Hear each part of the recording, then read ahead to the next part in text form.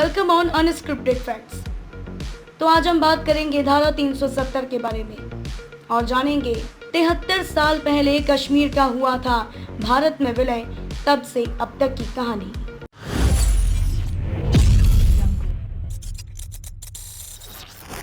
तिहत्तर साल पहले पाकिस्तानी कबालियों के आक्रमण के बाद महाराजा हरि सिंह ने कश्मीर को भारत में विलय करने का फैसला करना पड़ा।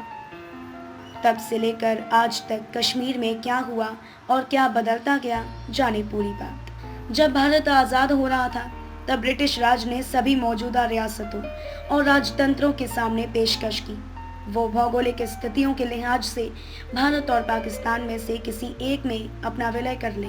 तब जम्मू और कश्मीर के महाराजा हरि सिंह ने स्वाधीनता की घोषणा कर दी थी। यानी उनका कहना था कि ना तो हम भारत में जुड़ेंगे और ना ही पाकिस्तान में, बल्कि अपनी स्वतंत्र पहचान बनाकर रहेंगे। हालांकि उसके बाद ऐसी स्थितियां पैदा हुई कि उन्हें कश्मीर भारत में विलय करना पड़ा। महाराजा हरि सिंह 1925 में कश्मीर की गद्दी पर बैठे थे। वह अपना अधिकांश समय बम्बई के रेस कोर्स और अपनी रियासत के बड़े जंगलों में शिकार करते हुए बिताया करते थे।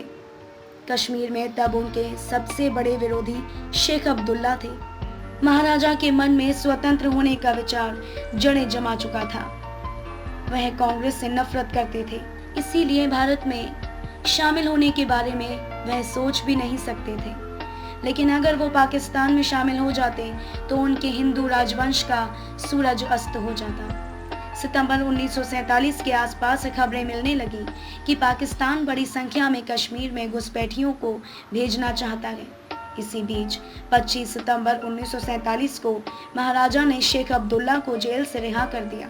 अब तक की दी गई जानकारी आपको कैसी लगी, हमें कमेंट करके जरूर बताएं।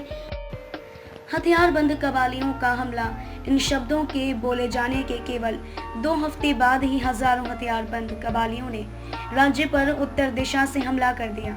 22 अक्टूबर को वो उत्तर पश्चिमी सीमा प्रांत और कश्मीर के बीच की सरहद को पार कर गए और तेजी से राजधानी श्रीनगर की ओर बढ़े। इन हमलावरों में ज्यादातर पठान थे। इन कबायली विद्रोहियों ने बारामूला में बड़ा उत्पात मचाया, लूट की और महिलाओं और लड़कियों से दुष्कर्म किया। अगर कबायलियों ने बारामूला में लूटपाट और औरतों के साथ दुष्कर्म में समय बर्बाद नहीं किया होता तो वो हवाई अड्डे पर कब्जा कर चुके होते और भारतीय विमानों को वहां उतारना मुश्किल हो जाता। इसके बाद भारत ने उरी तक के क्षेत्र से कबायलियों को खदेड़ते हुए इसे अपने कब्जे में ले लिया। कश्मीर को लेकर दोनों देशों में तनातनी चरम पर थी। ये तब तक जारी रहा जब तक कि पाकिस्तान के प्रधानमंत्री लियाकत अली संयुक्त सुरक्षा समिति की बैठक में भाग लेने के लिए दिल्ली आए थे। वह और नेहरू इस बात पर सहमत हो गए थे कि पाकिस्तान कबायलियों को लड़ाई बंद करके जल्दी से जल्दी वापस लौटने के लिए कहेगा। भारत भी अपनी ज्यादातर सेनाएं हटा लेगा। इस मीटिंग के नतीजे में बाद में संविधान के अंदर आर्टिकल 370 को जोड़ा गया। आर्टिकल 370 जम्मू कश्मीर को विशेष अधिकार देता है। उसके बाद धीरे धीरे कश्मीर से राजवंश गायब होता चला गया। राजमोहन गांधी की किताब पटेल ए लाइफ में कश्मीर के तत्कालीन युवराज कर्ण सिंह के हवाले से कहा गया, नेहरू ने यह सरदार पटेल पर छोड़ दिया था कि वो मेरे पिता को कैसे कश्मीर से हटाते हैं। अब तक की दी गई जानकारी आपको कैसी लगी, हमें कमेंट करके जरूर बताएं और हमारे वीडियो को लाइक करें व शेयर करें और ऐसी ही जानकारी पाने के लिए हमारे चैनल को सब्सक्राइब करें।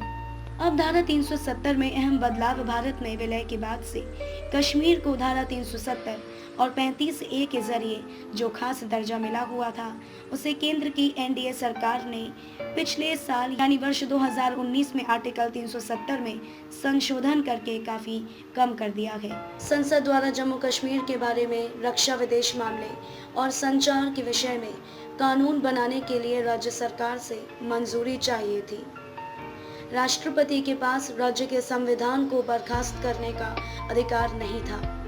देश के अन्य राज्यों के लोग जम्मू कश्मीर में जमीन नहीं खरीद सकते थे। धारा 307 के तहत देश में वित्तीय आपातकाल लगाने का अधिकार था, जो जम्मू कश्मीर पर लागू नहीं होता था। जम्मू कश्मीर में विशेष अधिकारों के चलते आरटीआई और सीएजी लागू नहीं होते थे। जम्मू कश्मीर की विधानसभा का कार्यकाल 6 वर्ष का होता था, जबकि भारत का 5 वर्ष का। हालांकि अनुच्छेद 370 को पूरी तरह हटाया नहीं गया है, बल्कि इसके पहले 2 उपबंधों में जिस तरह बदलाव हुआ है, उससे इस राज्य पर केंद्र की पकड़ न केवल और मजबूत होगी, बल्कि आने वाले समय में यहाँ कई तरह के संविधान संशोधन करके नियमों में बदलाव का मार्ग भी प्रशस्त हो गया है। सरकार ने अलबत्ता 35A को जरूर पूरी तरह से हटा दिया है। इसके साथ ही इस पूरे राज्य को 2 हिस्सों में बांटा जा चुका है, एक जम्मू कश्मीर और दूसरा लद्दाख। इसमें जम्मू कश्मीर में निर्वाचित विधानसभा रहेगी, तो लद्दाख पूरी तरह से केंद्र शासित प्रदेश रहेगा।